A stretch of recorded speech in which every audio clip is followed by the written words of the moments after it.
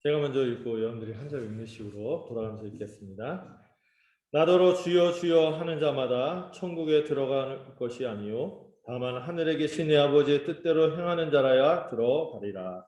그날에 많은 사람이 나더러 이르되 주여 주여 우리가 주의 이름으로 쫓지라를 하며 주의 이름으로 다시는 주의 이름으로 만나는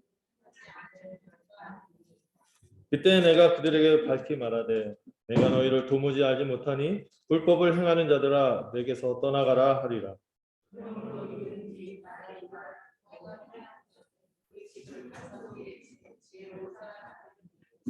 비가 내리고 창수가 나고 바람이 불어 그 집에 부딪히되 무너지지 아니하나니 이는 주추를 반석 위에 놓은 가두기요.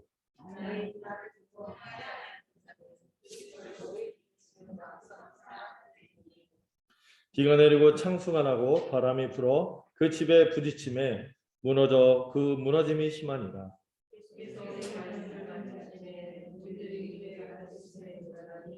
함께 읽겠습니다. 이는 그 가르치시는 것이 권위 있는 자와 같고 그들의 서기관들과 같지 아니하밀러라. 네, 드디어 오늘 이제 31번째로 산상 설교가 이제 끝났습니다. 네.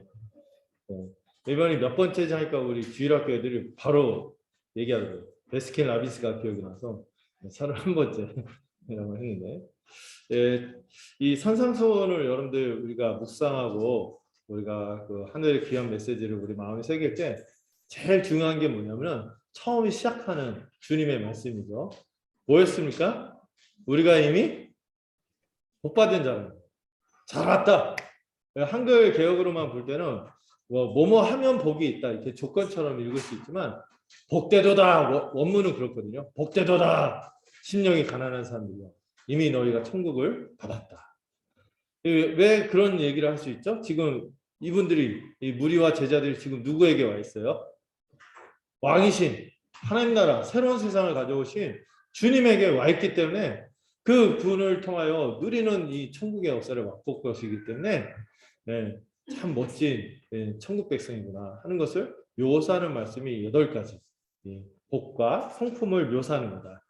그래서 그 온 사람들의 면면이 그렇거든요. 심령이 가난하고 자기의 죄로 애통하고 우리 주님에게 믿음을 가지고 나가는 사람들의 특징이 그 8가지로 묘사되는 것이죠. 이걸 누릴 때 여러분 뭔가 하려고 애쓰지 말고 이미 우리가 누구 안에 있으면 돼요? 그리스도 안에 있으면 되는 것이죠. 그 복음의 은혜로 우리가 천국 백성으로 살 것입니다. 그래서 이미 우리가 소금과 빛이라고 했어요. 소금처럼 맛깔나는 세상, 빛처럼 찬란한 세상을 살아갈 것이다. 그런 인생을 살 것이다. 축복하시고 근거가 뭐였습니까? 예수님이 율법을 다 성취하셨거든요. 앞으로 이 모든 하나님의 구원의 은혜를 이루실 분이기 때문에 그렇습니다. 그런데 거기에 멈추지 않고 우리도 천국 백성으로 누구보다 서기관과 바리새인 율법의 지식과 실천에서 내려오라는 그 사람들보다 비교할 수 없을 정도로 더 나은 타고난 의를 갖게 될 것이다. 이걸 얘기했고요. 그래서 천국 백성의 탁월성하고 그 다음부터는 그 율법에 대해서 주님이 다시 저자직감으로 설명을 하셨죠. 살인하지 말라는 게 실제로 형법적으로 살인 저지르는 것만이 아니라 미움을 품는 거죠. 그리고 원래 주님이 원하신 게 뭐라 했어요? 천국 백성의 모습이 뭐예요? 하나님 나라 백성의 모습이 한 몸으로 살아가는 거예요. 서로 미워하지 않고 살아가는 것이죠. 사랑하고 살아가는 거예요. 그리고 간음하지 말라, 이혼하지 말라. 뭡니까? 이 한 몸됨에 신실한 배타적인 언약 관계를 지키라는 거예요. 그래서 여러분 결혼은 로맨스가 아니라 을이라고 하죠. 이게 언약 관계이기 때문에 깨칠 수 없는 거예요. 하나님이 나를 한 몸으로 만들기 때문에 깨칠 수 없는 것이죠. 그래서 간음은 허용할 수 없는 것이며 이혼도 그렇다. 이런 얘기를 하셨죠. 그 다음에 말에 있어서 신실한 것들, 또 보복하지 말라는 것들, 그리고 심지어 어디까지? 원수를 사랑하는 데까지 나가는데 결국에 우리가 나아가야 되는 성품의 경지가 어디까지 가야 되나요? 너희 하나님 아버지가 온전하신 것처럼 너희도 그러해야 된다. 그렇지 않으면 너희가 이방인들 세리들보다 더 나은 게 뭐냐? 한편에선 바리새인 서기관보다 더 나아야 되고 한편에서는 이 세상 사람들보다 훨씬 더 나은 타고난 삶을 살아야 된다는 교훈을 말씀하셨죠. 그리고 초점을 바꿔서 이제 하나님과의 관계에서 어떻습니까? 은밀한 경건. 네. 누구한테 보이려고 하는 것이 아니라 진정성 있게 하나님 앞에서 하나님을 사랑하니까 이거는 눈에 안 보이는 거잖아요. 그 눈에 보이게 표현하는 게 뭐예요? 우리 지체들 돌보는 거예요. 구제하는 게 되게 중요하고 그리고 기도 그리고 금식 이렇게 얘기하는데 하나님을 향해서 이웃을 향해서 구제, 하나님을 향해서 기도, 또 자신을 하나 쳐서 복종하는 절제하는 면에서 금욕이 아니라 했어요. 절제하는 의미에서 금식을 한다고 했어요. 네. 그리고 이 기도의 이 비밀을 특별히 더 깊게 얘기하시죠.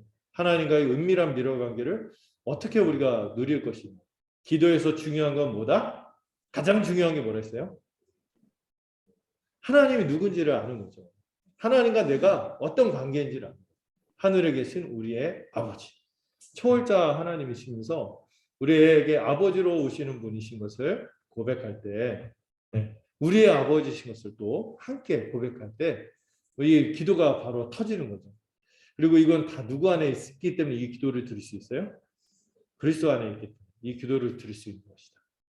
그리고 그 안에서 기도하는 자의 특징은 두 가지를 구한다 했어요. 핵심, 하나님 나라와 그의 의. 앞에 전반부 하나님을 향해서 기도하는 것들을 뭐라 했어요? 하나님의 이름이 영광받기를 거룩해지기를 구하고 그래서 하나님 나라가 임하고 그분의 뜻이 이루어지고 한마디로 하나님 나라를 구하는 거예요. 그리고 그 하나님 나라의 백성으로서의 삶의 모습이 그 다음에 우리의 강구에서 나오는 거죠. 하나님 나라의 의, 하나님의 백성으로서의 의로운 삶, 뭐예요? 우리의 일용할 양식을 구하는 거죠. 만나의 신앙으로 살아가는 거였어요. 만몬을 추구하지 않고 만나의 신앙으로 살아가며 또 우리 서로에 대해서는 어떻습니까? 용서하고 제사함을 받은 자로서 이 빚진 자로서 서로 용서하며 한 몸으로 살아가고 이게 제일 중요해요. 얼마나 중요하면 뒤에 또 부연하시죠. 그리고 나서 아까 시험과 우리가 싸워 나가야 된다. 또 그것을 극복해 나가야 된다는 것을 기도해야 된다고 말씀해 주셨습니다. 그리고 나서 6장 후반에서는 우리가 하나님의 백성으로서 우리가 의로운 마음이라고 했죠. 우리의 내면이 어때야 된다. 우리 내면에 뭐가 있어? 그 사람이 추구하는 어떤 바가 있잖아요. 그 추구하는 바가 누구를 향해야 된다? 하나님을 향해야 되는데 그것이 뭐예요? 세상 재물의 탐욕으로부터 해방되어서 하나님을 온전히 바라보고 순전하게 바라보고 또 세상 염려에서 돌이켜서 하나님을 순전하게 바라보는 이 순전성에 대해서 말씀드렸고요. 그리고 그래서 7장으로 넘어가서는 우리가 이 관계에서 하나님의 의로운 백성으로서 이 관계를 어떻게 영위해 나갈 것인가 이거를 쭉 설명하고 그 핵심이 뭐예요? 사실 산상수훈의 본론의 마무리가 뭐죠? 황금률 너희가 대접받고자 하는 대로 다른 사람을 대접해라. 다른 버전으로 말하면 뭐라고 했어요? 내 이웃을 내 자신과 같이 사랑하라. 이렇게 말씀하시고 나서 그 다음에 7장 후반에 이 두 파트는 사실 결론부예요. 이 산상훈의 결론부예요. 이 결론부는 뭘 얘기하실까요? 주님이 이제 제자와 무리들을 향해서 이 하늘의 교훈을 말하고 나서 뭐라고 하는 겁니까? 잘 판단해서 결단해라. 이게 이 7장 후반부의 내용이에요. 그래서 지난주에는 잘 판단해라. 뭐예요? 세상에 수많은 거짓 교사들이 많단 말이에요. 거짓 선지자들이 많단 말이에요. 서기관과 바리새인들을 비롯해서 이런 넓은 문으로 인도하는 사람들이 많은데 누가 참된 구원을 가져다 주는 분이다? 자신을 얘기하시는 거예요. 주님이야말로 좁은 문으로 가는 길이며 그리고 주님을 통해서만 우리가 어떤 열매를 맺을 수 있어요? 좋은 열매를 맺을 수 있어요. 그리고 그분 안에서 우리가 참된 열매를 맺겠죠. 그렇지 않으면 심판이 있을 것이라 경고한 다음에 이제 오늘은 각 사람에게 결단하라는 것입니다. 이제 순종하라는 것이죠. 누구를? 예수님. 지금 이 산상수훈의 별명을 제가 뭐라 했어요? 왕의 친연설을 했죠. 내 왕으로서 내가 이 하늘의 법들을 다 얘기했다. 그리고 나서 주님이 말씀하시는 말은 뭐예요? 나를 따르라. 뒤에서도 바로 8장에서 그 얘기가 나오거든요. 나를 따르라. 이렇게 얘기하시는 거죠. 네. 그래서 오늘 설교는 세 꼭지예요. 주님이 우리에게 나를 따르라고 요청하시면서 순종을 요구하시면서 첫 번째 예, 자신이 진짜인지 가짜인지 이 구원의 증거를 살펴야 됩니다. 두 번째는 그럼 구원의 유일한 초석이 무엇이냐? 구원의 참된 초석이 무엇인가? 세 번째를 얘기하고 세 번째로 이 산상수훈의 후기로서 마태가 후기를 남기는데 뭐예요? 예수님의 권위. 예수님의 권위가 어떤 권위? 이 권위를 말할 때 우리가 그분에게 마땅히 순종해야 할 이유가 있는 것이죠. 그 순종해야 할 이유인 권위에 대해서 설명하는 방식으로 이렇게 주님이 말씀을 하십니다. 첫 번째로 21절, 23절. 여러분들 이 말씀 볼 때마다 무시무시하지 않던가요? 막 살떨리고 그래요. 주여 주여 하는 자마다 구원받지 못한다고. 주여 주여 한다고 구원받는 게 아니래요. 네. 그러면서 주님이 아버지의 뜻대로 행하는 자가 천국 백성이다. 그래서 첫 번째가 신앙 고백만으로 충분치 않다는 거예요. 신앙 고백만. 여러분 좀 충격적이지 않습니까? 믿으면 구원받는다면서요. 이신 칭의 아시죠? 네. 여러분들은 고사성어로 알지는 않을까요? 이신칭. 오직 믿음으로 의롭다함을 받는데 근데 주님이요. 신앙 고백만으로 충분치 않다고 합니다. 앞에 부분이 주로 분별하는 어때요? 누구를 분별하는 문제였어요? 거짓 교사와 거짓 선지자 또 거짓 진리를 분별하는 문제를 말했다면 여기서부터는 자기를 점검하는 문제를 지금 주님이 언급하시는 거예요. 여러분 거짓 선지자와 거짓 교사가 있듯이 뭐가 있을까요? 가짜 신자도 있을 수 있다는 거예요.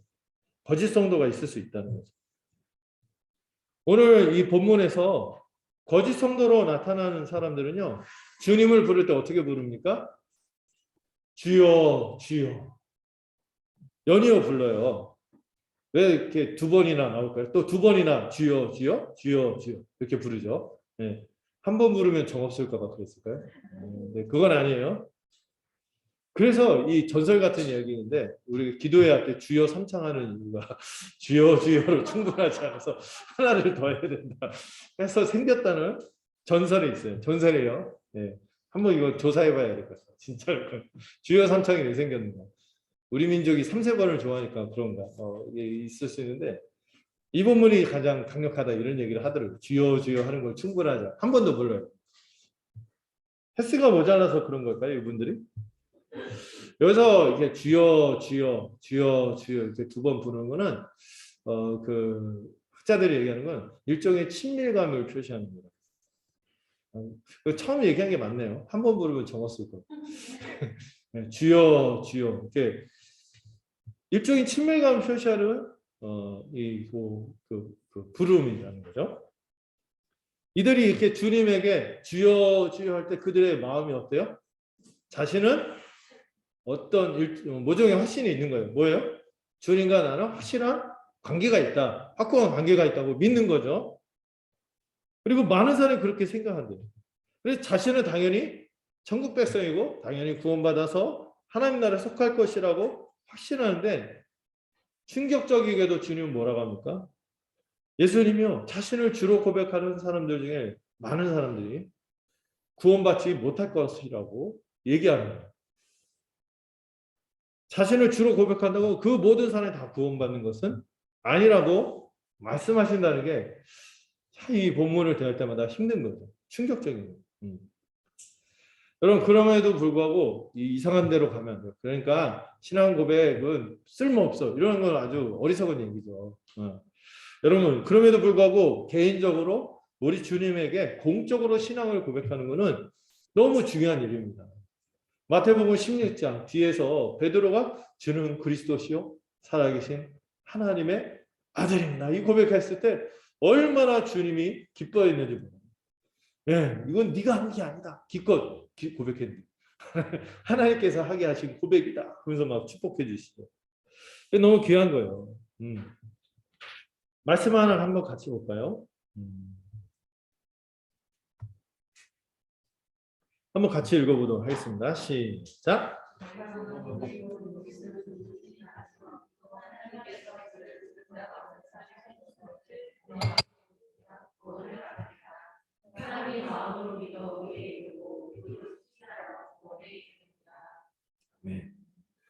네. 바울이요. 입으로 예수님을 주로 시인하고 마음으로 믿으면 구원을 받는다. 어떤 사실을 마음으로 믿는 거예요? 주님이 부활하신 거. 주님이 부활하셨다는 것은 이 인생의 모든 것을 변화시키는 이 세상이 완전히 새로운 세상을 가져오는 주님인 것을 정말 믿는다는 거예요. 하나님 나라를 가져다 주시고 우리를 구원하실 만한 분으로 내 인생을 맡길 만한 분으로 정말 믿는 게 이 마음으로 믿는 것이죠.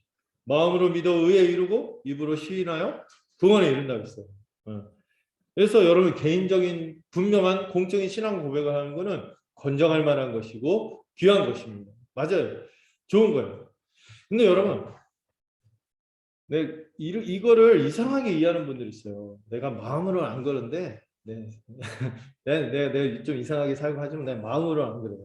그래서 난 입으로 말했잖아. 이렇게 써먹으라고 이 말씀을 준 게 아니거든요. 제가 옛날에 그 흥신소 그 신부름센터 하시는 그 마리 신부름센터죠. 그 어둠의 세계 있는 분이죠. 그런 분이 이제 교회 집사님은 있었는데 교회가 좀 문제가 많았어요. 동네에서 좀 알고 있는 분인데 그분이 굉장히 사람들을 협박하고 약점 잡고 막 그러는 거예요. 그래서 제가 그걸 못하게 했더니 저 멱살까지 잡히고 막 했거든요. 근데 그때는 제가 안 물러서고 왜 집사님이라고 신자라면서 이렇게 행동하시냐고 하니까 나름 성령 받았다고. 나 예수 믿고 있다고. 내 고백에 뭐가 문제있냐. 난 이미 예수 믿는다고 고백했는데 내가 구원받지. 내가 왜 성령을 거스르냐. 그냥 하면서 막 논쟁을 했던 기억이 나요. 저도 성격이 있었죠. 운영하게 해서 어쨌든 이상한 분들이 있단 말이에요. 그렇게 써먹으라고 이 말씀을 준 게 아니거든요. 입으로 시인한다는 건요. 그 당시에는요. 입으로 시인한다는 게 어떤 것이죠? 예수님을 주로. 가이사가 황제인데 시저가 황제고 유대인들은 오직 하나님만 주라고 고백하던 시절에 예수님을 그런 주로 인정하고 고백하는 거예요. 공적으로. 또 마음으로 믿는다는 건 이 마음이라는 단어가 지정의, 인격을 다 동원하는 거거든요. 제가 믿음 얘기했죠. 지심, 동의, 신뢰. 그런 성격으로 얘기하는 거예요. 근데 이거를 그냥 내 겉으로는 이러냐면 내 마음은 안 그래. 이런 식으로 써먹으라고 주신 적이 없단 말이죠. 그러므로 여러분들 신앙을 고백하고 구원을 확신하는 것은 참 귀한 일입니다. 그러나 신앙의 선배들이 이런 경고를 했어요. 어떤 사람들은 구원을 확신한 채로 지옥에 갈 수도 있고 어떤 사람들은요 두려워하는 가운데서도 천국에 이룰 수 있다고 말했습니다. 신앙 고백은요 정말 중요한 거예요. 구원의 필수 조건이에요. 필요 조건이에요. 그러나 충분 조건은 아닐 수 있다는 것을 생각할 필요가 있습니다. 오늘 본문을 통해서 생각할 수 있는 것은 거짓 신자들도요. 성경도 읽고 기도도 해요. 성경 읽고 기도한다는 것만 해도 대단해 보이죠? 너무 이것조차도 아는 분들이 많으니까. 근데 성경도 보고 기도도 안 돼요. 그 삶의 태도를 보면 공손해. 열심을 가지고 교회에서 막 일할 수도 있어요. 정통교리에 대해서 고백도 합니다. 그리고 예수님을 주라고 부른다는 말이죠. 그 자체는 잘못된 것이 하나도 없어요. 그런데 모든 게 잘못될 수도 있다. 이거 생각해봐요. 우리가 복음의 핵심 이런 거 배울 때 처음에 믿음에 대해서 배우죠. 두 가지 안 좋은 이상한 믿음이 있다. 그렇죠? 헛된 믿음이 있을 수 있고 굳게 지키지 못하는 믿음이 있다고 그랬어요. 헛된 믿음은 뭡니까? 진리가 없는 거예요.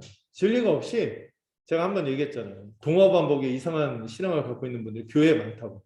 저는 제가 믿고 있는 것을 믿습니다.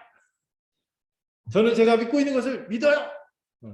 제가 어떤 동역자가 복음을 전했더니 그 교회에서 자꾸 복음으로 이제 참 믿음을 가지러 도전하니까 어떤 분이 반발을 나 이거 한 30년 동안 교회에서 열심히 헌금하고 열심히 신앙생활을 봉사했는데 내가 뭘 모른다는 거예요. 그래서 그럼 믿고 있는 게 뭐죠? 복음을 말해보세요. 저는 그건 모르겠고 저는 30년 동안 믿어왔다니까요. 이러면서 이렇게 동어반복에 이상한. 자기가 열심히 한 게 자기가 이렇게 어떤 조직에 속해서 나름 착한 거 하는 게 신앙이라고 생각하는 거죠. 헛된 믿음인 거죠. 또는 어떤 믿음이 있습니까? 굳게 지키지 못하는 믿음이 있다고 했어요. 실체가 없는 거죠. 실체. 순종도 없고 주님과의 교통도 없고 그냥 또 어느 순간 어려움이 닥치면 포기하는 이런 실체가 없는 굳게 지키지 못하는 믿음이 있습니다. 이런 믿음은 결코 최후 심판을 통과하지 못한다는 것이 오늘 주님이 주시는 경고라는 거죠. 먼저 생각해 볼게. 정통의 신앙의 내용들을 고백한다고 이게 다가 아니라는 거예요.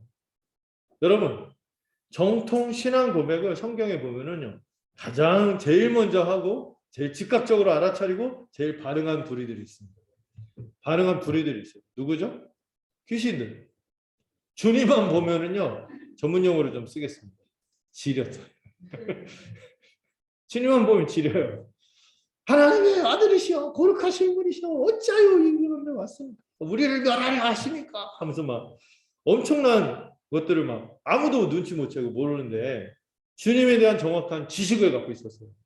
그것도 고백도 한다니까. 거룩한 하나님의 아들이십니다. 한번 이러죠. 약간 메소드가 나오는데 자제할게요. 안 되는데 막 메소드 하면 이상하다. 흉내낼 걸 흉내내. 자, 어쨌든 이 귀신들도 그런 고백을 한다는 거예요. 야고보 사도가 그런 얘기를 하죠. 아, 헛되도다. 귀신들도 믿고 떠는다. 너도 막 그 신앙 정통 신앙 고백을 입술로 하면은 무슨 의미가 있냐? 귀신들도 그런 이런 얘기를 하죠. 심지어 여러분, 주님 제자들 중에 한 분이 있죠. 배반한 가룟 유다도요. 여러분 마태복음 16장에서 베드로가 신앙 고백할 때 베드로만 한 게 아니에요. 같이 있었던 그 제자들도 주님에게 동일한 마음으로 신앙 고백을 했단 말이죠. 그러나 이 신앙 고백 자체가 구원을 가져다 주지는 못한다는 것이죠. 물론 여러분 이거 오해하면 안 돼요. 신앙 고백은 필요 조건 너무 중요해요. 그러나 그거 자체로 다 됐다 이렇게 말하기에는 어렵다는 것이죠. 요한일서 2장 4절 한번 같이 보겠습니다. 한번 같이 읽어보죠. 시작.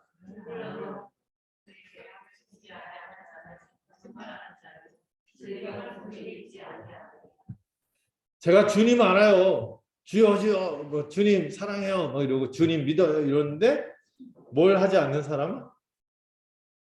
근데 그분을 믿는다면서 그분의 뜻인 계명을 지키지 않는다면 그게 무슨 의미 있는 고백이냐 이거죠. 교회 역사에서도요. 이런 입술로만 고백하면 된다 이렇게 말했던 이단이 있습니다. 그 영국의 그 로버트 산데만이라는 사람이 있었어요. 그래서 그 신학적으로는 유명한 표현인데 산데마니즘이라서 그냥 이 사람이 마음이 어떻든 입술로 예수님을 주요 그리스도라고 고백하면 됐다 구원받았다 이렇게 인정해주는 그런 이단이 있었어요. 그냥 주라고 고백만 하면은 입술로 무조건 구원받는 거예요. 그때 잘 사용했던 말씀이 아까 읽었던 로마서 10장 9절 말씀이죠. 그걸 가지고 그렇게 얘기했어요. 한국교회에서도 여러분 많은 분들이 열정을 가지고 사형이나 브릿지 같은 거 들고 다니면서 막 길에서 붙잡고 아 빨리 떨치려고 이 사람 나 바빠서 했는데 아 믿을게요 이러면 아 구원받았습니다. 영접 기도할게요. 그래서 주님 영접했습니다. 구원받았습니다. 이렇게 보내는데 과연 충분하냐 충분하냐. 물론 그 사형례도 꼭 교회에서 신앙생활하라 이런 권면이 있긴 하지만 그런 걸로 그때 입술로 한 걸 가지고 이게 위안을 삼는 게 되냐는 거죠. 그리고 내가 이렇게 했으니까 또 이상하게 그런 믿음을 부추겨요. 괜찮다고. 한국교회에서 이 입술로만 하는 신앙 고백만이 아니라 이 자기의 신앙 고백이 진실된지 점검하지 않고 막연하게 믿는 분들이 많다는 것이죠. 분명히 성경은 믿음을 점검하라고 했거든요. 제가 분명히 말씀드렸죠. 구원은 절대 하나님이 행하시면은 한 번 구원받으면 그 구원은 절대로 취소되지 않습니다. 근데 믿음은 성경에서 끊임없이 우리한테 요구하는 게 뭐예요? 내 믿음이 참된 것인지 검증하는 거, 확증하는 거. 우리의 믿음이 참된지 검증하고 확증하는 거는요. 어쩌면 우리가 주님 앞에 설 때까지 우리 인생에서 늘 날마다 점검해야 되는 영역인 것이죠. 고린도후서 13장 5절 한번 같이 볼까요? 같이 본문을 한번 읽어볼게요. 시작.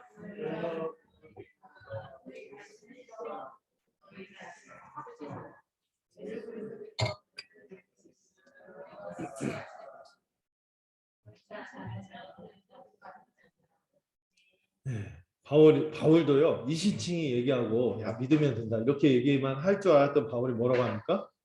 너희가 믿음 안에 있는지 너희 자신을 테스트하라고. 그래서 우리 교회가 테스트를 하는 거야. 테스트해야 돼. 이 테스트할 때 자신을 확증해야 돼. 확증하라. 그래서 그 예수 생명, 예수님에 대한 지식, 예수님과의 그 교통, 그 예수 생명으로 인한 내 내적인 어떤 확신, 이 내적인 변화의 열매들, 이런 것을 내 스스로 인정하지 않고 내 어떤 그런 것이 없다면요, 바울이 뭐라고 합니까? 버림받은 자라고 얘기하는 거예요. 그럼 이 잣대를 가지고 막 교회에 이렇게 하면은 많은 분들이 혼란에 빠질걸요. 근데 이 성경이 분명히 얘기하거든. 그래서 뜻있는 목회자들하고 신학자들은요, 어쩌면 지금 교회 다니는 분들 중에서 10%? 10% 정도만. 지금 워낙 교회가 너무 커요. 너무 많아요. 너무 대형화되고. 그래서 진짜 믿는 사람들, 진짜 교회가 있는가 이런 걱정을 하고 하죠. 여러분, 이 전통의 신앙 고백도 그 신앙 고백만 한다는 것, 고백만이에요. 신앙 고백을 하는 게 문제 아니에요. 이건 너무 귀한 건데 그것만으로 만족해서는 안 된다고 하고요. 이 본문에서 우리가 더 생각할 것은 이 사람들이 주님을 부를 때 어떻게 불렀어요? 주여, 주여. 횟수가 아니죠. 친밀감 있게 나름 내적으로 이 정서적인 친밀감과 열정을 가지고 주님에게 나갔습니다. 나름 확신 있는 열정을 가지고 주여, 주여 이렇게 고백했어요. 이 모습처럼 그 예수님 당시에도 수많은 무리들이 마음이 뜨거워져서, 지금 산상설교를 듣고 있는 사람들 중에서도 무리 중에 대다수가 마음이 뜨거워져서 주님의 제자라기보다는 주님의 팬.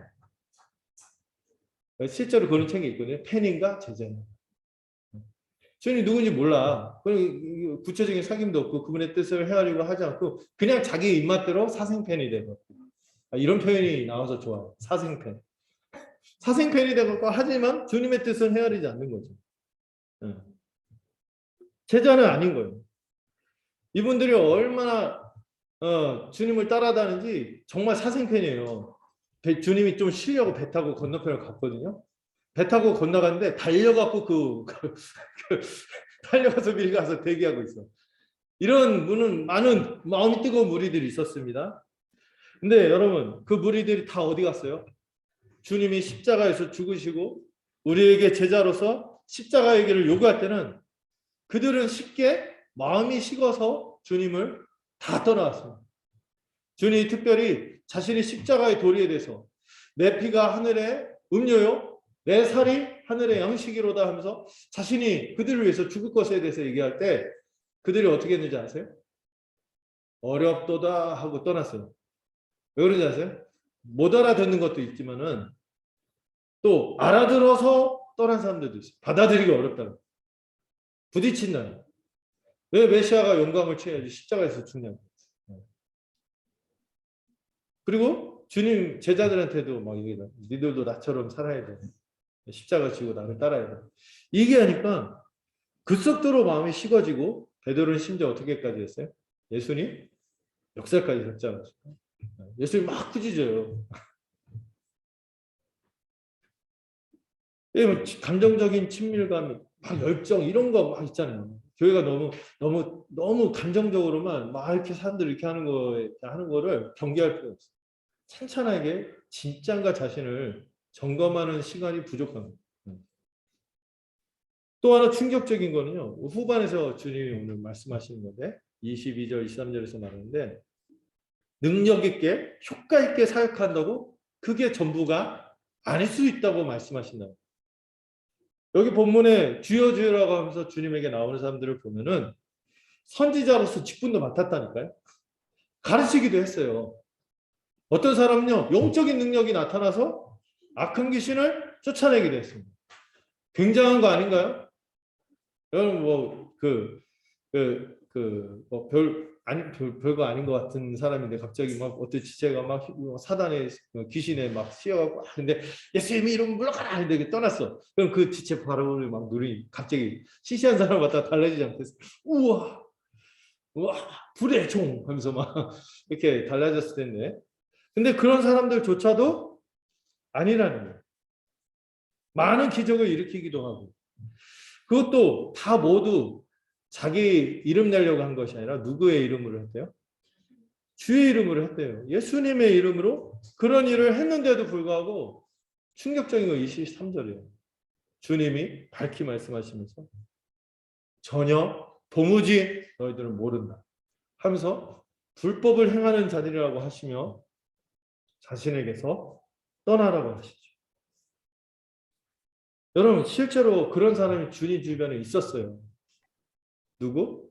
가룟 유다. 여러분 예수님 12제자 파송하고 70인 파송하고 할 때 가룟 유다 안 갔겠어요? 돈만 세고 앉아있겠어요? 그 전설에 의하면 그 사람이 이제 회계 맡았다고 돈깨 맡았다고 하는데 돈깨만 맡았겠어요? 그 사람도 같이 12제자 파송할 때 같이 다녔어요. 70인의 전도할 때도 같이 전도했어요. 복음을 같이 전파했고요. 하나님 나라가 임했음을 선포했고요. 예수님이 주라고 그리스도라고 막 말하고 다녔어요. 제자들과 함께 같이 고초를 겪기도 하고 다녔고 심지어 뭐도 행했습니까? 귀신도 쫓아내고 이적을 행했어요. 그럼에도 불구하고 가룟 유다가 어떻게 됐습니까? 버림받고 말았어요. 심판받고 말았어요. 가짜였음이 드러났어요. 여러분 거짓 선지자들도 다른 본문을 보시면 큰 표적과 기사를 나타낼 거라고 경고하고 있어요. 아주 사람들 많이 모을 수도 있고요. 굉장한 능력을 받을 수도 있고 어마어마한 업적을 제시할 수도 있어요. 그럼에도 불구하고 주님은 뭐라고 한다고요? 밝히 분명하게 말씀하시면서 도무지 모르겠다. 불법을 행하는 나에게서 떠나라. 말씀하신다는 거죠. 이거 좀 헷갈릴 수 있어요. 아니, 성경에 보면은 성령이 아니고서는 하나님의 영이 아니고서는 예수님을 주시라고 할 수 없다고 했는데 분명히 예수님 주라고 했는데 왜 이러지? 그 말씀이 이제 고린도전서 12장 3절에 있어요. 누구든지 하나님의 영이 아니고서는 예수를 주시라고 할 수 없다. 근데 그 본문의 맥락은 뭐예요? 그 주라고 하는 고백이 아까 뭐라 했어요? 입술로만 하는 고백이 아니에요. 예수님을요 비용을 계산하고 주라고 고백하고 순종하는 삶의 실체가 있는 신앙 고백, 참된 신앙 고백을 여기서 주시라고 고백한다. 이런 참된 신앙 고백은 성령이 아니고서는 안 되는 게 맞죠. 그런데 거짓된 신앙 고백이 있을 수 있다니까요. 오늘 본문은요 거짓 신자, 명목상의 그리스도인을 말하고 있는 거죠. 실제로는요 그의 마음에 뭐가 없어요? 그리스도가 없는 거예요. 성령이 없는 거예요. 그럼에도 불구하고 히브리서에도 그런 얘기 있어요. 성령의 내주의 역사를 경험하지 않고도 이 성령의 역사에 방불한 능력을 행할 수도 있다. 이들의 아주 중요한 특징이 있는데요. 오늘 본문을 자세히 21절, 23절을 보면은 아주 중요한 특징이 나와요. 주여 주여 하는 걸로 이런 신앙 고백, 예수님은 주여 주여 하는 신앙 고백으로 마땅히 자기가 하나님과 하나님 천국 백성이 될 수 있다는 생각을 갖고 있는 거죠. 자기 신앙 고백을 뭐로 여기는 거예요? 공로로 여기는 거예요. 또 뒤에 나오는 귀신을 쫓아내고 자기가 선지자의 직분을 했고 가르치기도 하고 귀신을 쫓아내고 이적들을 행한 것을 은근 어떻게 합니까? 이것 때문에 자신을 받아달라고 공로로 주장하고 있어요. 자기 의로 주장하고 있는 것이죠. 우리가 뭐 이거 하지 않았습니까? 우리가 이거 하지 않았습니까? 우리가 이거 하지 않았습니까? 계속 끊임없이 자신의 어떤 했던 것들을 행위와 공로를 자기 의로 주장하는 사람이 이 사람들의 아주 중요한 특징이었죠. 여기에서 주님은 뭐라고 하십니까? 하나님의 아버지, 하나님 아버지의 뜻대로 행하는 자만이 천국에 들어간다고 말씀하세요. 신앙 고백도 해요. 굉장한 일도 할 수 있어요. 그러나 그의 순종이 없다. 순종의 삶이 없다면 참된 믿음이 아니라는 것이죠. 아버지의 뜻에 순종하는 삶이 없다면 참된 믿음이 아니라 뭔가 교회에서 뭐 어떤 조직에 있고 이렇게 하다 보면 흘러가는 것 때문에 뭐 주어지는 거 있잖아요. 열심히 할 수 있어요. 근데 열심히 하는데 순종하는 건 아닐 수도 있다니까. 그럼 하나님 아버지의 뜻이 뭔지 알아야겠죠. 먼저 하나님 아버지의 뜻을 우리가 이해할 필요가 있어요. 자, 그거를 좀 엿볼 수 있는 게 마태복음 12장 같은 본문의 48절 50절인데요. 한번 읽어보겠습니다. 시작.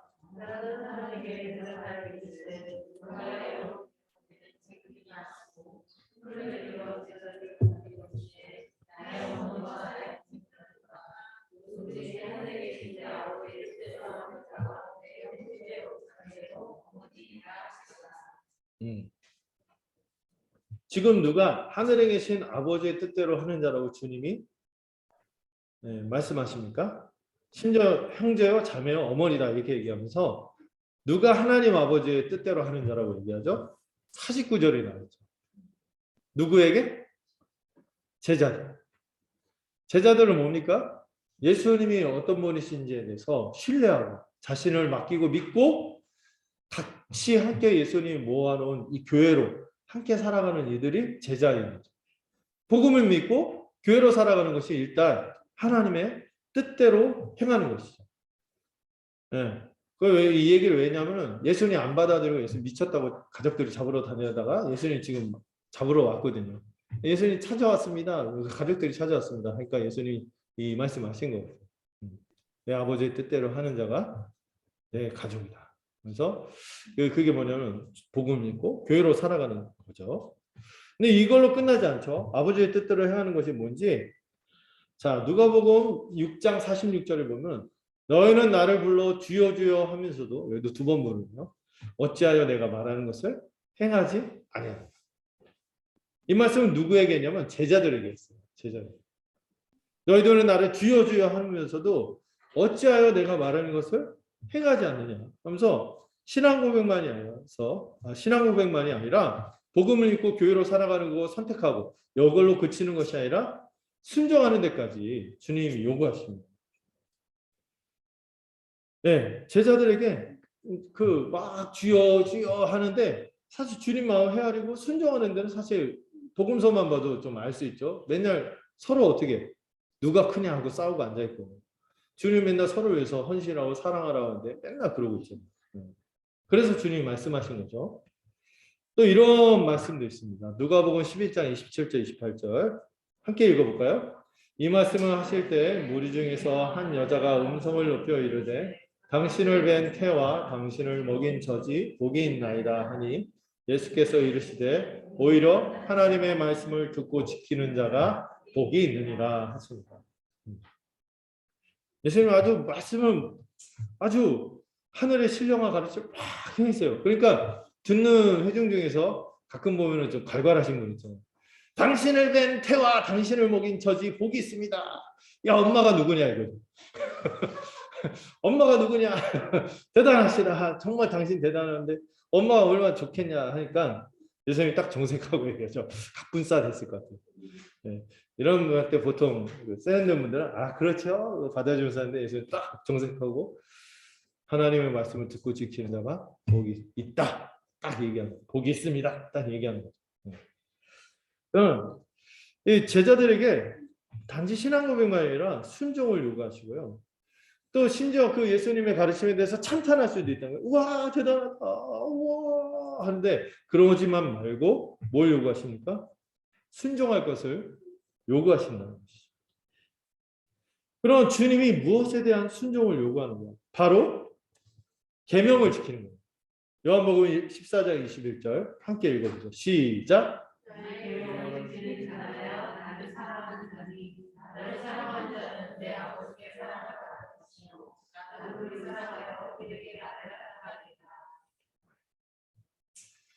주님이 요구하시는 이 믿음의 순종은 어떤 열매로 나타나야 돼요? 계명을 지키는 것으로 나타난다는 것이죠. 여러분 제가 그 믿음 생활에 대해서 물었어요. 예수님이 주님이라고 고백하면 내가 주님의 뜻을 따르는 종이 됨을 고백하는 거고 믿음 생활한다는 것은 다른 말로 순종 생활을 하는 거예요. 순종 생활은 뭐예요? 순종 생활의 내용은 결국에 계명을 지키는 건데 계명, 율법을 주님이 딱 핵심을 두 가지로 요약했어요. 뭐예요? 하나님을 사랑하고 이웃을 사랑하는 거죠. 이게 새 사람의 특징이에요. 천국 백성이 된 자의 특징이 뭐예요? 자신을 구원하시고 은혜를 베푸시고 하나님을 알아서 그분을 예배할 수밖에 없고 그분의 영광을 돌 수밖에 없고 찬송할 수밖에 없고 순종할 수밖에 없고 그리고 그렇게 하나님의 은혜를 이미 받은 자로서 그 은혜를 같이 이 은혜의 덕을 선전하는 자로서 지체들에게 더 사랑하고 복음을 전하고 섬기는 거죠. 사랑하는 거죠. 이게 새 사람이죠. 천국 백성의 특징인 거예요. 그가 지켜야 될 계명인 거예요. 이게 율법의 핵심이자 요약이며 우리 주님을 믿는 믿음이 그 믿음이 헛된 게 아니라 참되다는 것을 증명하는 것은 뭐라고요? 계명을 지키는 것입니다. 사실 이 산상수훈은 뭐에 대한 강의예요?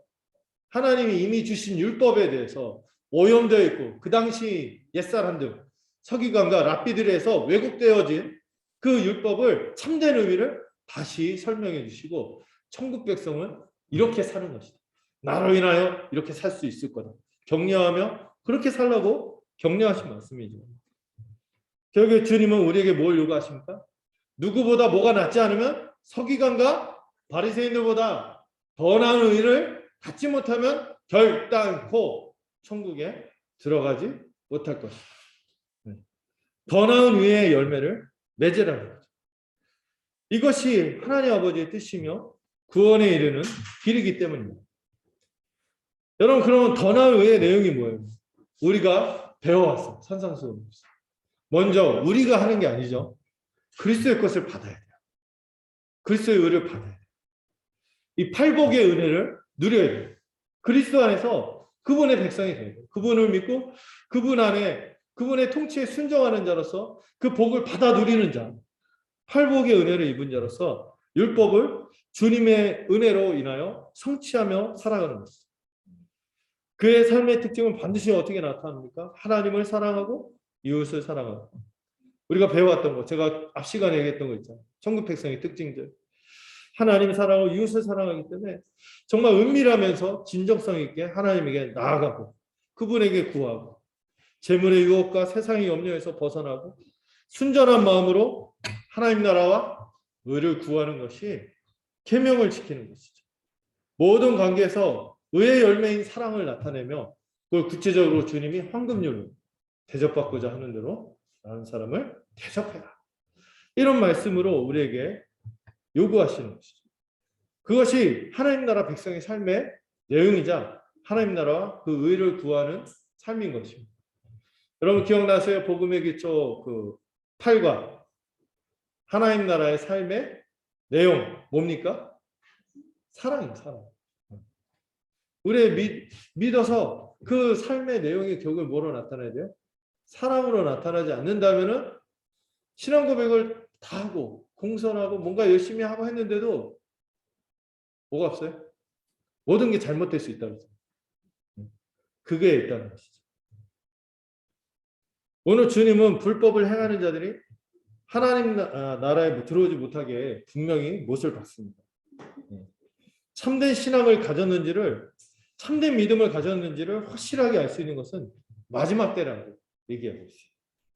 그때 주님이 밝히 분명하게 말씀하신다고 하셨습니다. 어떻게 말씀하신다고요? 내가 너희를 도무지 알지 못한다. 신앙 고백과 그의 일하는 거, 사역, 이 업적만으로는 그의 믿음이 참됨을 알 수 없다는 것이죠. 주님 그 믿음에 따른 순종력으로 심판하십니다. 그렇다면 하나님의 뜻대로 행하지 않는 불법이 뭡니까? 일단 죄를 짓는 거 있죠. 어떤 분들은 자기가 열심히 하니까 죄 지어도 괜찮다는 분들이 있어요. 신앙 고백도 하고. 죄 짓는 거 있을 수가 없어요.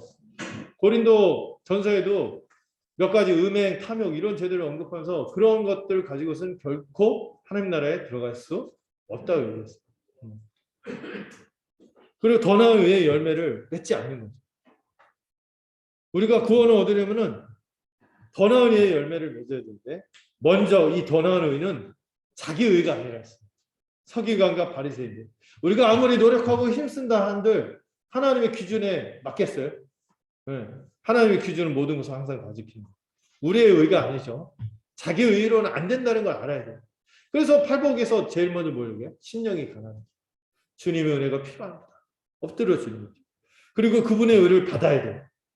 그리고 여러분, 그 의를 받았는데, 그 고귀한 선물을 받았는데 이 선물이 무력한가요? 능력이 없나요? 우리를 변화시키지 않는다고요? 이 그리스도의 의를 받은 자는 반드시 맺게 되는 의의 열매가 있다는 것이죠. 그는 그리스도께서 왕으로 통치하시는 나라에 은혜로운 초대를 받았어요. 믿음으로만 거저 들어갔어요. 그리고 그 순간부터 그는 뭘 받습니까? 성령을 받을 거예요.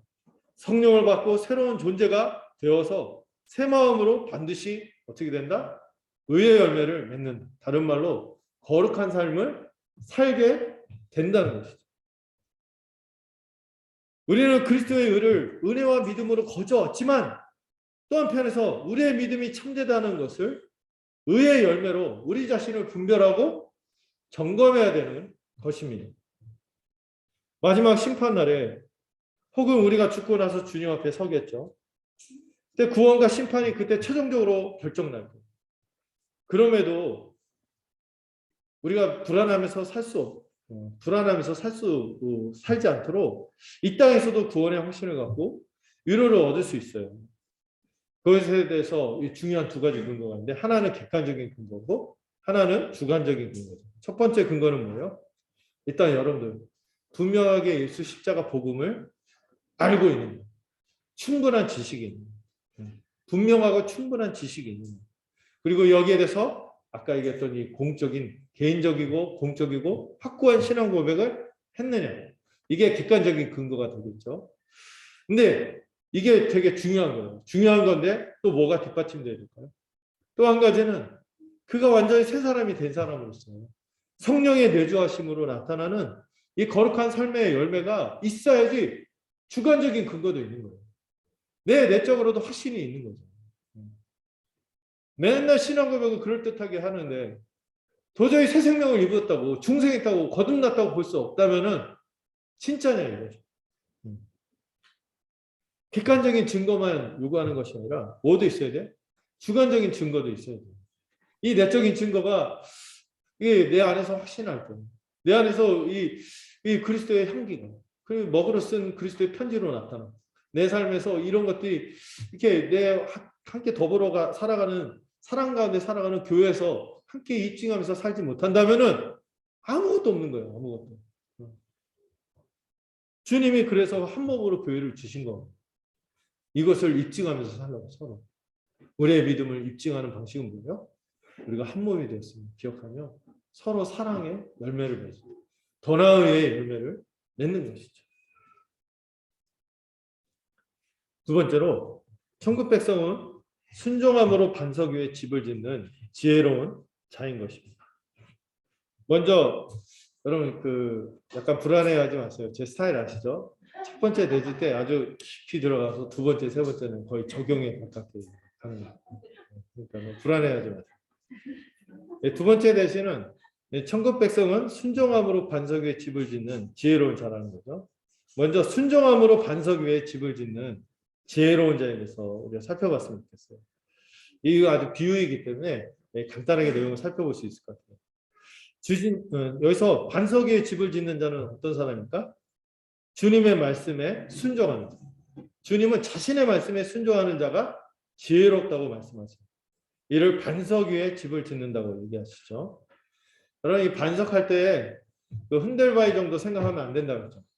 울산바위보다도 더 큰 요르단의 페트라라는 지역이 있거든요. 거대한 암벽 산맥이 쫙 돼 있는 이거를 반석이라고 하는 거예요. 네.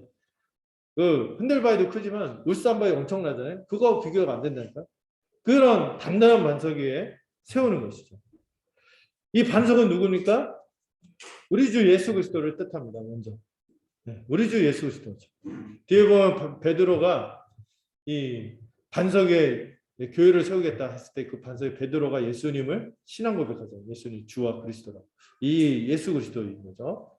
또 그 위에 집을 짓는 건 뭐예요? 예수님에게 순종하는 믿음을 의미하는 것입니다. 그래서 제가 이 산상수 이번에 같이 여러분들하고 공부하면서 나눌 때 제일 도움이 된 게 보네퍼라는 분이거든요. 나를 따르라. 이 책이 사실 산상수훈을 강의한 거예요. 근데 나를 따르라 그 책에서 멋지게 표현했어요. 반석 위에 집을 짓는 것은 아버지의 뜻대로 행하는 것인데 주님 안에서 하나님의 은혜 위에 집을 세우고 겸손하게 순종하는 사람이다. 한 문장으로 멋지게 압축하는 하나님의 은혜 위에 뭐를 세운다고요? 집을 세우고 겸손하게 순종하는 자. 그게 아버지의 뜻대로 행하는 자요. 오늘 본문에서 반석에 집을 짓는 자다. 이렇게 말했어요. 이 본문은 여기서 듣고 신앙 고백을 하지 않느냐가 아니라 여기서 판별하는 기준이 뭡니까? 신앙 고백을 하는 자가 그대로 행하느냐, 행하지 않느냐가 이 반석과 모래를 결판을 짓는 것이죠. 복음에 대한 우리의 믿음은 순종을 통해서만 증명된다는 것입니다. 복음이 진짜라면 그 안에 새 생명과 더불어 순종하는 능력이 반드시 품고 있기 때문에 나타난다는 거죠. 지혜로운 자는 주님의 말씀을 듣고 행하는 자로서 주님의 나를 따르라는 절대적인 요구와 그 중요하고 긴박한 명령의 상황을 이해하고 받아들이고 순종하는 것이죠. 그리고 이 반석 위에 지은 집은 거센 물결과 풍랑이 찾아와도 절대로 무너지지 않을 것이라고 말씀하셨습니다. 혹독한 시련과 시험이 닥쳐도 흔들림 없이 굳게 지키는 참된 믿음이라는 거죠. 그래서 이제 부딪혀도 무너지지 않는다. 이게 두 개가 이제 대조되는 단어인데 굉장히 이 단어들이 굉장히 센 단어, 강력한 단어. 부딪혀도 엄청나게 큰 충격과 비와 창수와 바람, 엄청 막 쓰나미라고 하죠. 이게 닥쳐도 어떻게 해요? 무너지지 않아요. 견고한 믿음. 시험을 견딤으로 오히려 연단되고 순금같이 빛나는 참된 믿음이라는 거죠. 이 사람의 믿음은 참되기 때문에 위기나 재앙의 폭풍이 닥칠 때 분명하게 드러난다는 거죠. 그 사람의 믿음이 진짜인지 가짜인지 언제 드러나냐? 위기가 닥칠 때, 재앙의 폭풍이 닥칠 때 분명히 알게 된다는 거죠. 평상시 신앙을 고백하고 교회 생활할 때는 겉으로는 거의 똑같이 볼 수 있다는 거죠. 그러나 폭풍우가 몰려올 때 그 믿음이 그 안에 실체로 있는지 분명하게 알게 된다는 것이죠. 그러한 참된 믿음이 마지막 심판날에 반드시 구원을 받게 될 것입니다.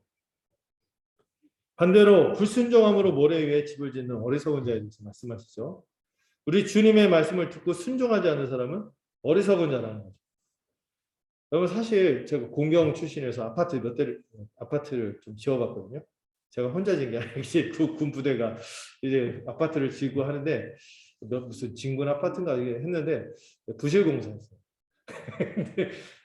근데 막 그 뭐에서 문제였냐면 기초를 원래 엄청 깊이 파고 거기다가 이제 전문 용어 공굴이라고 하죠.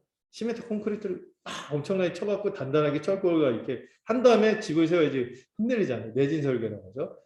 흔들리지 않는데 이거 엉망으로 한 거예요. 여기 팠다 저기 팠다 또 막 해서. 근데 아무도 모래 위에 집을 지을 사람은 없죠. 잠시 텐트 칠 때 팩받기 편안해서 텐트 같은 거 할 때는 근데 집을 짓지는 않아요. 일반적으로 집을 짓지는 않아요. 모래 위에. 근데 그 팔레스타인 지역에는 와디라는 지역이 있어요. 와디라는 지역이 뭐냐면은 평소에는 물이 없는 지역이에요. 괜찮은 것 같아요.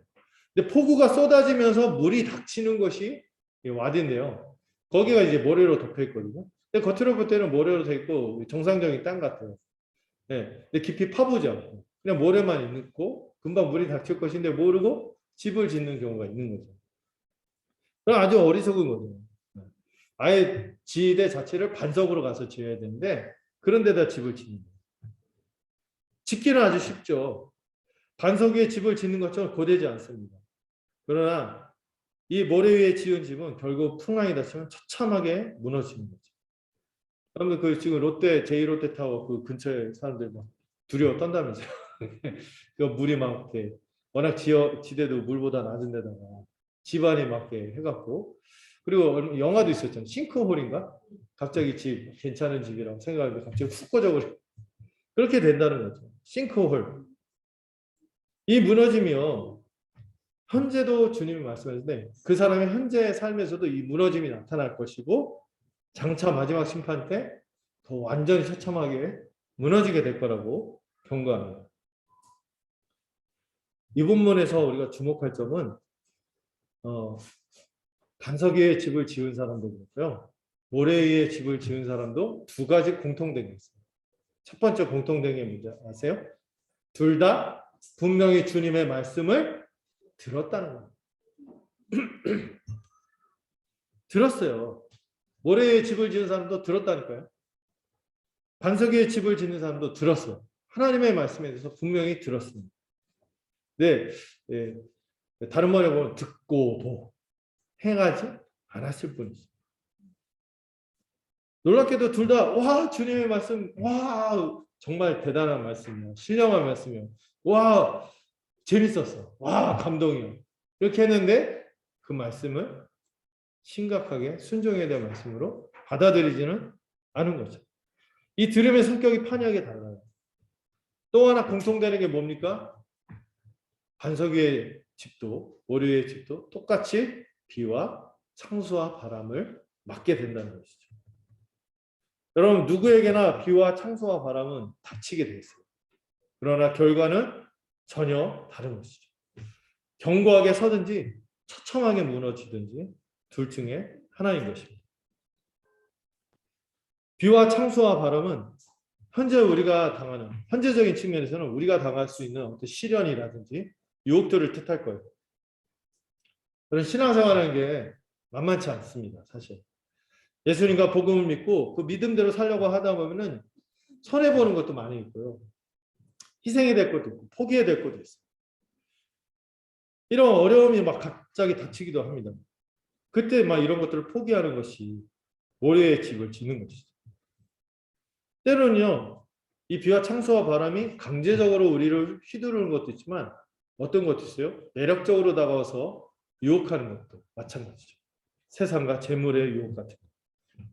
온갖 안목의 정욕, 신의 자녀, 이생의 자랑에 휩쓸려서 결국에 그가 쌓았던 믿음이 무너져 버린 것. 이런 것들이 있는 것이죠. 이 시련과 유혹에 섰을 때 우리의 믿음이 반석이 있는 거예요. 생각을 해봐야 됩니다. 또한 이 비와 창수와 바람은 미래에 우리가 당할 죽음과 심판을 뜻하기도 합니다. 마지막 죽음을 맞을 때 여러분들 우리는 어떻게 우리의 생을 마무리할 수 있을까요? 저 요즘 많이 드는 생각이 잘 죽어야겠다는 생각 많이 하거든요. 앞자리가 5자로 바뀌어서 그런 게 아니에요. 진작 바뀌었죠. 네, 정말 잘 죽어야겠다는 생각이 듭니다. 정말 잘 늙어가고 잘 죽어서 정말 이 거룩의 길을 끝까지 가고 잘 주님 앞에서 평안하게 잘 생을 마무리하면 좋겠다. 뭐 아프다 갈 수도 있고 뭐 여러 가지 상황이 있겠지만 정말 잘 죽었으면 좋겠어요. 이 죽음에 맞닥뜨릴 때 우리의 반응은 어떠해야 될까요? 부활의 권능을 맛본 자로서 제가 지난주에도 나눴죠. 하나님의 은혜가 헛되지 않음을 고백하면서 아름답게 생을 마무리할 것이지. 그리고 이 죽음뿐만 아니라 주님의 심판대 앞에 설 때 마지막 그 심판대 앞에서 착하고 충성된 종이란 말씀을 듣게 될 것이지. 복되게 믿음의 경주를 끝까지 달리고 주님에게 칭찬을 듣게 될 것이지.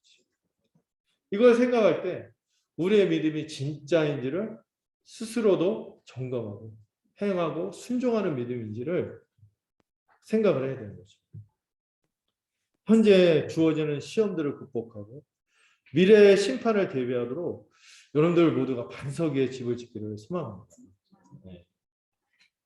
주님은 당시에 거짓 선지자인 서기관과 바리새인과 달리 정말 우리에게 더 나은 의, 이 좋은 열매를 맺도록 하시는 분이시죠. 그래서 우리들에게 거짓을 분별하고 진리를 말하는 누구? 주님 자신을 바라보라고 주목하라고 지금 말씀하십니다. 그리고 이제 최후 심판에 이르기까지 구원받기 위해서는 누구의 말? 예수님의 말.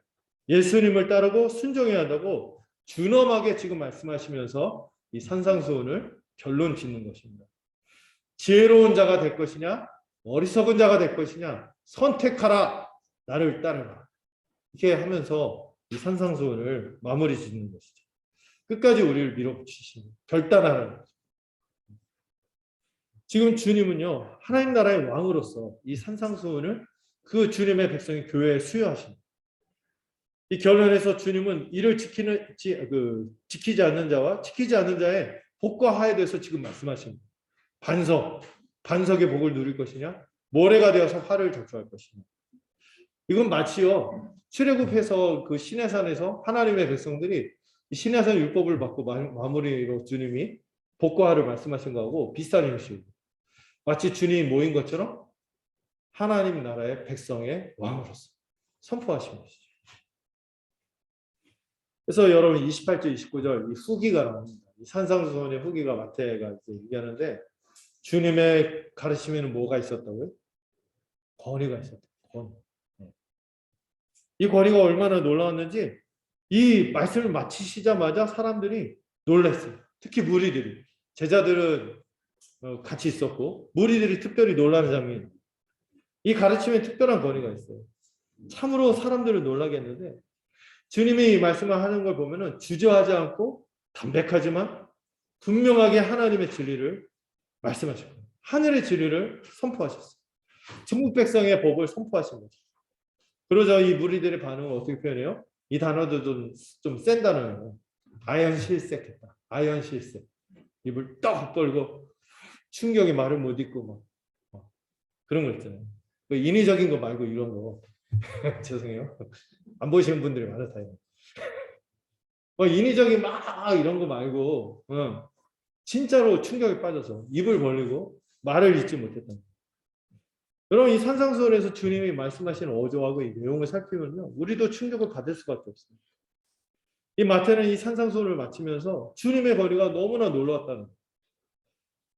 여러분 우리가 벽에 주님의 말씀을 반석 위에 세우고 그분에게 순종하고 듣게 하는 이유가 뭔지 아세요? 주님에게 뭐가 있기 때문에? 그럴 만한 권위가 있기 때문에. 그럴 만한. 주님의 권위를 믿고 순종하는 거죠. 이 권위라는 단어가 엑수시아라는 단어인데 권위, 권세와 더불어 능력을 말해요. 주님에게 이게 있었다. 너무 남달랐다. 심지어 누구하고 달랐어요? 그 당시 짝퉁 종교 지도자들, 이 서기관들하고 너무 달랐다는 거예요. 여러분 우리가 서기관들 우습게 생각하는데 그 당시 서기관들 대단했다는 거죠. 엄청난 존경과 지지를 받았던 자들이 서기관들이에요. 그런 종교 지도자들이었는데 그러나 그들의 권위는요. 누구의 것이었어요? 자기 권위가 아니었거든요. 뭘 해석하고 설명해주고 어떤 말씀을 인용하거나 다른 사람에게 배운 것을 말할 뿐이었어요. 게다가 그들의 권위도요. 말할 때 자기로 말하는 게 민망하니까 꼭 다른 누구 랍비들의 권위를 빌려와서 얘기하는 그런 빈껍데기 권위죠. 근데 주님의 권위는 남달랐어요. 첫째로 내용면에서 달랐어요. 정말 이 내용면에서 이 하늘의 진리에 너무 충실해요. 이 율법의 참된 뜻이 너무 분명해요. 마치 그분이 저자인 것처럼. 율법의 저자 직감으로 얘기하셨기 때문에 내용이 너무 다른 거예요. 오히려 율법의 참된 의미를 드러냈죠. 심지어 뭐도 달랐어요? 이 가르침의 능력이 달랐어요. 예수님의 말씀은 말로 끝나지 않았어요. 이 말씀과 더불어 하나님 나라의 능력이 나타났죠. 마가복음을 보시면요. 예수님이 해당해서 말씀을 가르치면 누가 전율을 했어? 귀신들이 전율하고 떠나갔어요. 악한 권세와 귀신과 영이 떠나갔죠. 아무런 변화도 가져오지 못하고 죄와 사망의 그늘에서 신음짓게 하고 그 헛된 위험만 주던 평안만 주던 서기관들과 달리 주님의 말씀은 뭘 가져왔어요?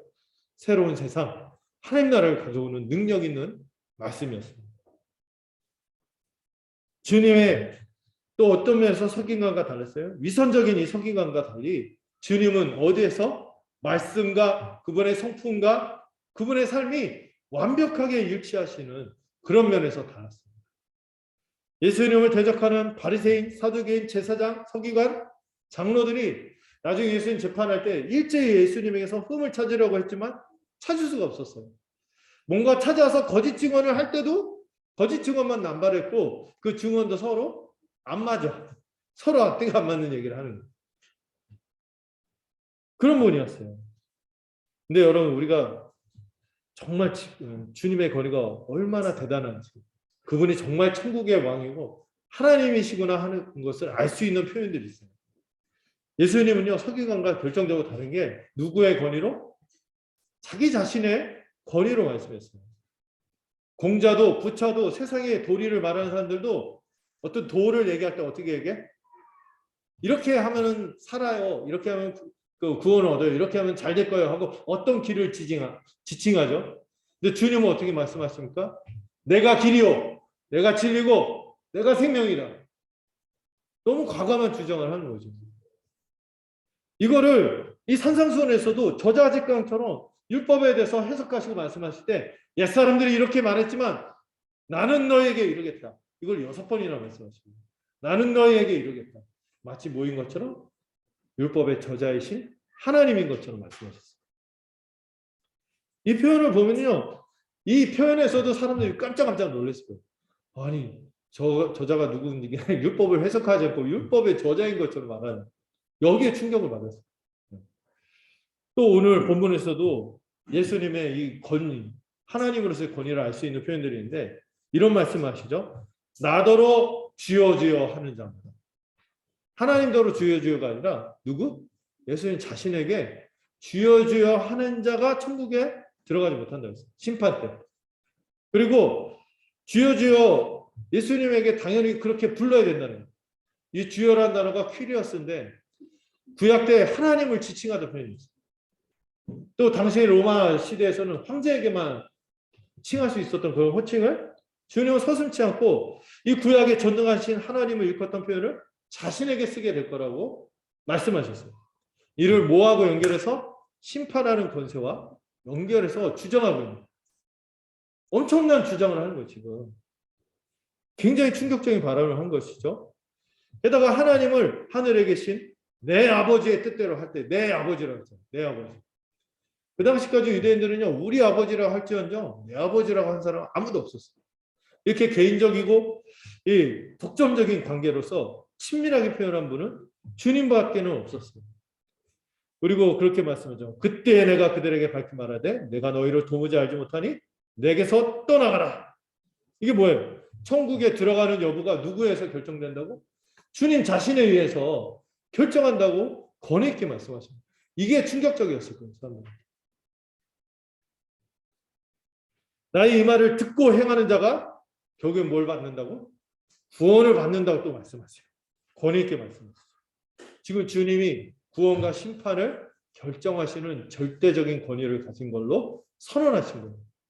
앞에까지는 와 훌륭한 랍비가 얘기하는데 나는 내게 이러는 왜 이렇게 말하지? 근데 여기서는 구원과 심판을 결정하는 하나님으로서 자신을 지금 설명하시는 거예요. 여러분 우리는요 이 말씀을 볼 때 아주 훌륭한 윤리적인 가르침, 불신자들이 그렇게 받아들이거든요. 그렇게 받아들일 수 없어요. 주님의 주장은 뭐예요? 나는 너희가 나를 훌륭한 도덕교사 정도로 받을 자가 아니다. 나는 구원과 심판을 결정하는 절대적인 권위를 가진 아도나이 주다. 이렇게 선언하시는 거죠.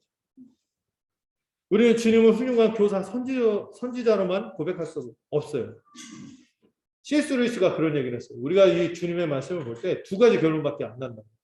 주님을 정신 나간 정신병자, 망상에 빠진 정신병자로 생각하고 그분의 주장을 진지하게 검토하면은 정신병자로 여기든지 사기꾼으로 여기든지 아니면 이 본문의 내용을 신선하게 받아서 단지 윤리적으로 훌륭한 가르침이 아니라 이 하늘의 가르침으로 인정하고 그분이 어떤 분이다? 우리가 순종해야 할 하나님입니다. 천국의 왕이신 것을 고백하고 받아들여야 한다는 것이죠. 이 본문은요, 마태가 이렇게 얘기합니다. 예수님을 권위를 인용하면서, 권위를 설명하면서, 당신은 예수님을 누구라고 여깁니까? 도전하는 거죠. 실체 없는 고백을 하고 있지 않는가? 그게 도전하는 거예요. 그리고 나서 이어서 다음 주부터 이어질 8장, 9장에서는 주님의 권위를 실제로 뒷받침하는 놀라운 이적들이 펼쳐지기 시작합니다. 이 모든 것을 통해서 우리는 주님이 어떤 분이라고? 천국의 왕이자 하나님이라고 고백할 수밖에 없는 것이죠. 여러분 주님이 왕이라니까요. 하나님이라니까요. 여러분 그냥 예수님이 사랑이 많은 분 이렇게 얘기할 수 없어요. 그분의 가르침에서 우리가 아멘으로 바짝 엎드리고 그분의 뜻에 따라야 하는 것이죠. 그리고 주님은 우리에게 말씀하시죠. 나를 따르라. 그 요청에 우리가 아멘으로 응답해야 하는 것이죠. 반석과 모래, 구원과 심판. 이 둘 사이에서 더 이상 머뭇거리지 말고 결단하고 지혜로운 자가 되시기를 축원드립니다. 기도하겠습니다. 하나님 아버지, 우리가 이 30주 동안 천국 백성이 어떻게 살아야 할지, 천국 백성이 어떤 은혜를 받았으며 또 어떤 존재인지를 살펴봤습니다. 우리의 신앙 고백이 참으로 영목상의 신앙 고백이 아니라 순종하는 믿음이 되기를 소망합니다. 우리 주님이 도전하신 것처럼 아버지의 뜻을 순종하는 자들이 되도록 붙들어 주시옵소서. 우리의 삶 속에서 더 나은 일을 행하도록 붙들어 주시고 그 은혜 위에 집을 짓고 또 겸손하게 순종하는 자로 서로를 사랑하며 교회로 살아가는 우리가 되도록 붙들어 주시옵소서.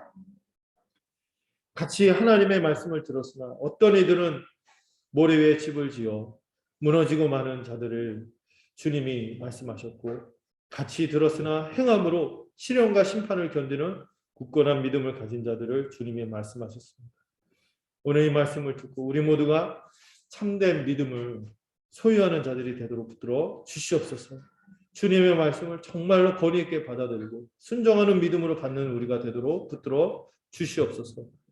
주님의 말씀을 취사 선택하는 자들이 되지 않고 참으로 주님을 천국의 왕으로서 그 권위를 인정하며 이 말씀을 귀하게 받아들이고 이 말씀을 위탁받은 교회의 권위 또한 인정하며 순종에 이르러 하나님 나라 백성으로 복되게 살아가는 우리 모두가 되도록 인도하여 주시옵소서. 예수님의 이름으로 기도드렸습니다. 네, 함께 521장 찬양하도록 하겠습니다.